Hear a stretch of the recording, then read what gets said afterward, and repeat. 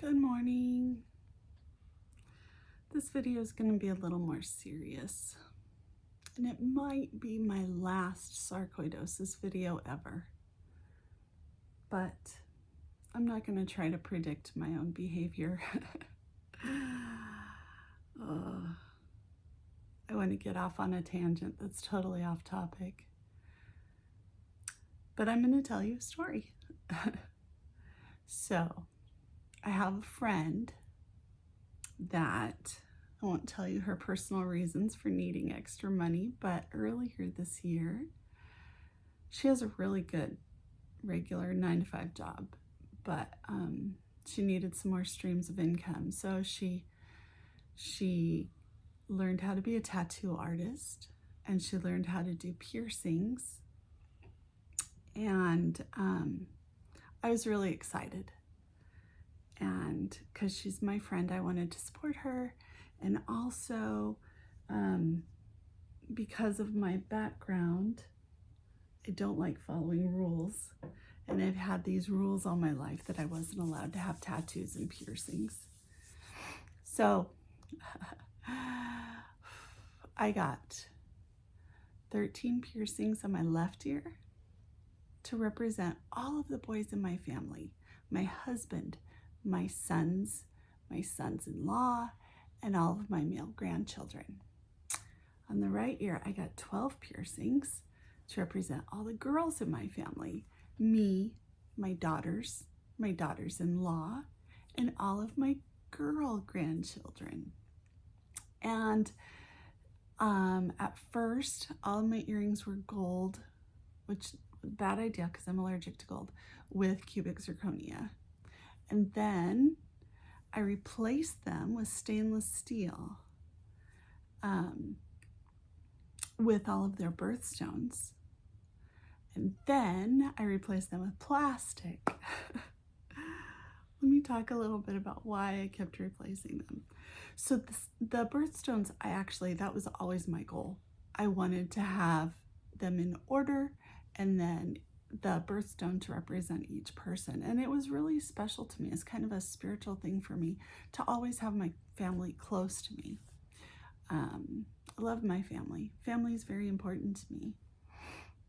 But I have sarcoidosis, so let's talk about that for a second. I did get a tattoo too. My tattoo's doing great. I don't think you can see it. It says "You do you" with the little semicolon. I designed it myself, and I was her very first tattoo, and she did a great job, so I'm very proud of that. And my tattoo's been great, other than when I was leaving after she did it. You know, when you get a tattoo, if you've never gotten one before, they put like this special sticky plastic wrap over it, and you're supposed to leave it there for, I don't even remember how long. I know my niece and my daughter recently got tattoos, and they left theirs on for at least 48 hours. Anyway, I didn't make it 10 minutes. I had to take it off because it was irritating my skin. So that's something about sarcoidosis. Sarcoidosis attacks the skin. And my most recent scans look like my sarcoidosis is in remission. And I mean, I guess that could be true, right? If they can't see it on a scan. But my pulmonologist in Utah, she told me once, she's like, "Okay, Susie, we know, even if we can't see your sarcoidosis, that your sarcoidosis is systemic. And the reason that we know that is because I have a difficult time, what's the word I want to use? My body doesn't process vitamin D and calcium correctly. And so yeah, that can express itself in having really high or really low vitamin D levels. My most recent vitamin D panel, I had a doctor, awesome. I was very happy. I didn't even know you could do this. She did a vitamin D panel of all of the vitamin Ds that you can have, right? And So I used to be totally afraid to take vitamin D supplements because of my body doesn't process it correctly. But my endocrinologist had said I really, really needed it because my D was so low. And if your vitamin D is low, it makes you, what's the word? More sensitive to pain. Your pain tolerance goes down. There are other things, but that's the one I noticed the most. So that endocrinologist convinced me I needed a supplement, and we would keep track, we would check it periodically.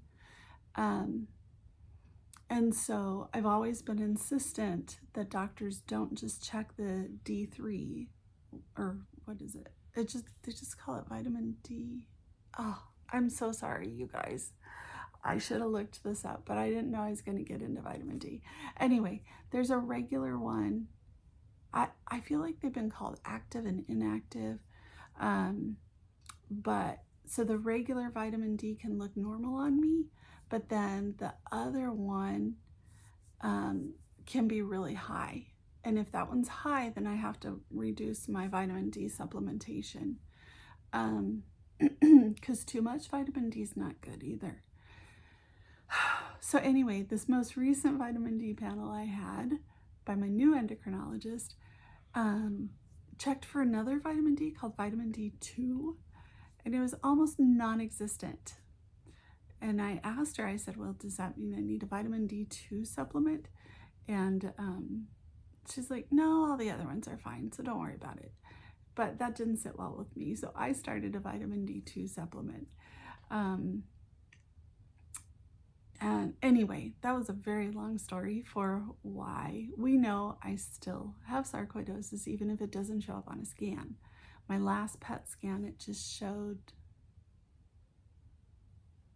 I don't remember. Okay, that's not important. That's not why I'm talking to you today. Come on. Okay, I'm going to back up. So, before COVID, before I ever heard of COVID, I was a sarcoidosis advocate, and I volunteered for the Foundation for Sarcoidosis Research. I started a support group in Utah. I started a Facebook group. I organized a 5K in 2019, and I was really proud of myself. All those things were hard, but I found great people that wanted to support me, and they also had sarcoidosis, and they were also in the fight, and they were happy that I was taking the fight to Utah, because before I started that group in Utah, there wasn't really any support for people with sarcoidosis. There was no support group. And so when I was diagnosed, I felt so alone and so isolated. And that's why I started the support group, because I didn't want anyone to feel that way. So then March of 2020, when there were rumblings of COVID, but I wasn't really paying attention, didn't really know what it was, I bought a house. And my husband and I moved into that house. And in the process, we're like, oh, okay, there's this thing called COVID. And it's like, okay, so for a little bit, sorry, my insulin pump's all mad at me. I probably should eat something. Anyway, there's sugar in my coffee. Let's hope that works. So we moved in to our house, and then this COVID thing happened. And so we started isolating because we didn't know, sarcoidosis is a lung disease. COVID was attacking the lungs. I didn't want to die then. I don't want to die now. And so I responded by hibernating in my house and working on my business. I learned about crystals and tarot, and I was unpacking and all this stuff. Well, we didn't get to know our neighbors. And I had been living with my daughter and her husband and her 4 children before that. I didn't get to see them as much. We were very isolated.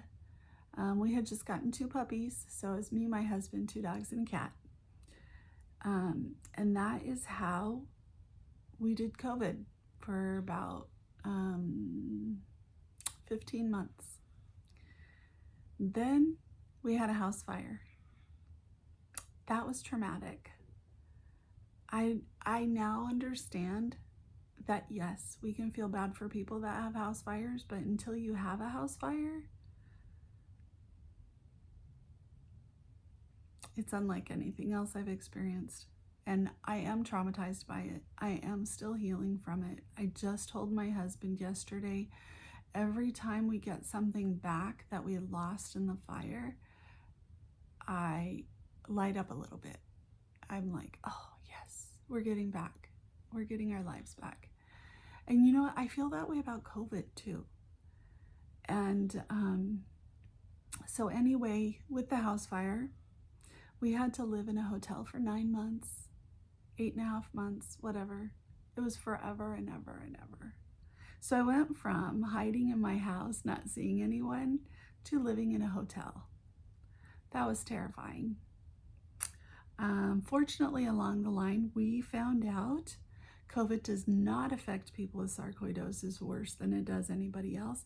In fact, some treatments for sarcoidosis seem to protect people from COVID.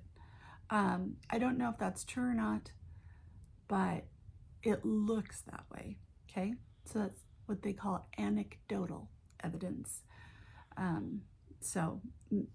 Real scientists don't usually go by that. They like to see studies.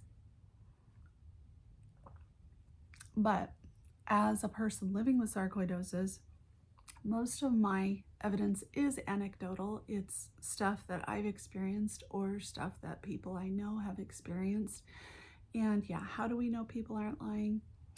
I guess there's no way I can prove it. However, I like to believe people. And so there you go. That's why it's called anecdotal evidence. It's not a controlled study. It's just stories people tell. So, okay, let's move on. It was very traumatic.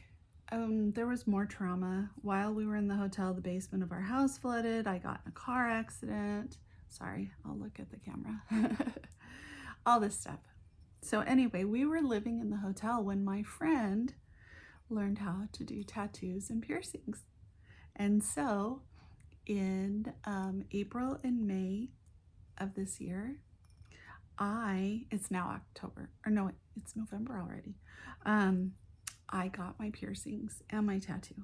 I was so happy. Oh, I also got my lips tattooed. That hurt so bad. I wonder if that's worse because of sarcoidosis, but man, it hurt. I'm never doing that again. So the piercings hurt too, I'm not gonna lie, and nobody recommends getting that many piercings at one time. I talked her into it. I'm good at talking people into things. It was what I wanted to do, and I did it. So I started with the gold earrings, even though I'm allergic to gold.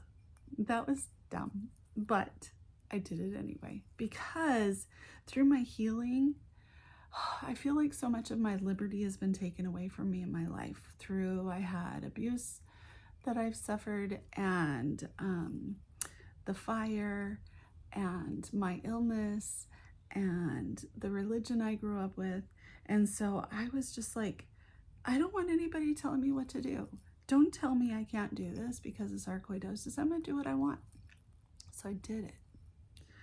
And my ears, they itched and they hurt and they weren't healing. And so I was like, okay. I know this is happening because I'm allergic to gold. So I bought earrings that were stainless steel. And it was doing what I wanted because I got the birthstones to go with the piercings. And I was so happy. But guess what? They still weren't healing. And they still hurt. And they still itched. So I wear the gold earrings for about 6 weeks. I wore the stainless steel earrings for probably, I don't know, maybe 2 months. Then I switched to plastic. That's what I'm playing with right now. You can get them on Amazon. These are plastic, right? So I was like, okay, maybe I'm allergic to stainless steel hypoallergenic earrings. So I switched to the plastic. Guess what? My ears are getting worse. They're still itching. They still hurt. And yeah.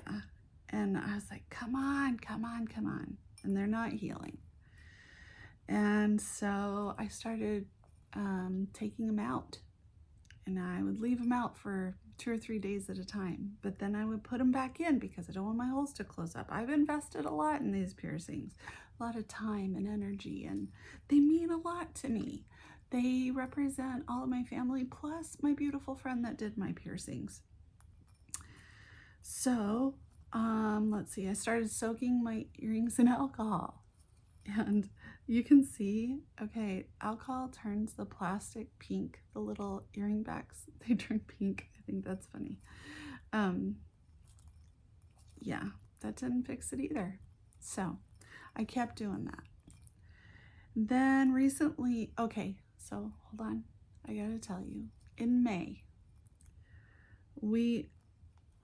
what month was it? Anyway, somewhere along the line between March and May, we finally got out of the hotel, moved back into our house, and I forgot to mention, somewhere along the line there, we got a message from my disability insurance that said, oh, hey, we made a clerical error. You owe us $40,000 and we're going to cut your income. That was before the house fire. Sorry, I laugh because that's what I do. I laugh. When things are upsetting, I laugh. I know some people don't like that. And you know what? I don't do it by choice. That's just me. That's my energy. It's how I process energy. Anyway, so we had decided we were going to sell the house. And that was before the fire. Then the house fire. So that postponed selling the house, which you could say it actually worked in our favor because by the time we finally sold the house, it was worth a lot more. And so we sold the house in, what month did we sell it? I want to say March. I think we owned it for exactly 2 years. Anyway, we sold the house and we moved to Arizona, and we decided to go the long way. So we left Utah and traveled up. We went to Idaho and Oregon, and then down the Pacific Coast Highway to California, and then came over to Phoenix. And it was a beautiful trip. I am grateful that we were healthy enough to make it. And yeah, there was, when we were in the Redwoods, there was a day my husband was so sick that it was the craziest day for him to be sick because there was a big storm, and so there was no Wi-Fi. I have Verizon, and there was no cell service. And so I'm sitting there in this cabin in the middle of the Redwoods in the rain with nothing to do. My husband was sleeping all day. Anyway, it was a good experience, actually. So we got to Arizona, and where was I going with this? So moving was really stressful. Oh, yeah, moving when you have a chronic illness. We've been spending, so it's now November. We got here in May, June, July, August, September, October, November, 6 months. We're still building our medical teams because my husband and I are both chronically ill, and so that makes medical care a lot more complicated. And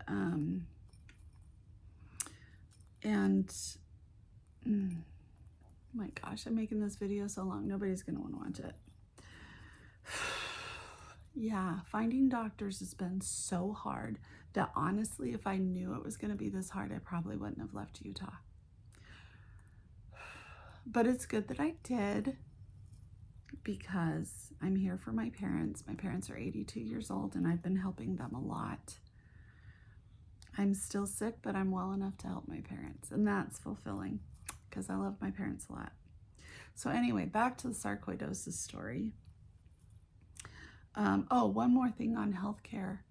COVID has affected healthcare too, and finding doctors. So in Phoenix, we lived here last from 2010 to 2014, and there was no problem finding doctors back then. We went to the Mayo Clinic. We were able to get all our medical care, no problem. Well, since we've been back here, Mayo Clinic is not taking new patients for primary medicine, so we couldn't find a primary care doctor. And then even in the regular community, it's hard to find primary doctors.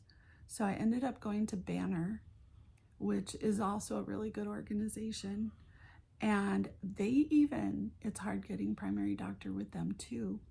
But I did luck out and I got somebody amazing. And that's because I've learned to advocate for myself. So for me, myself, I got really lucky.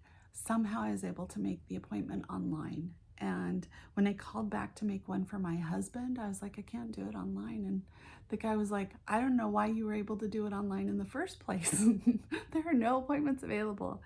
But this amazing doctor has made exceptions, and I've gotten appointments with her for my husband and my mother as well. And, but yeah, healthcare post-COVID sucks, and it's hard. Okay, so back to the story. Recently, I finally got into a dermatologist, and I showed them my ears.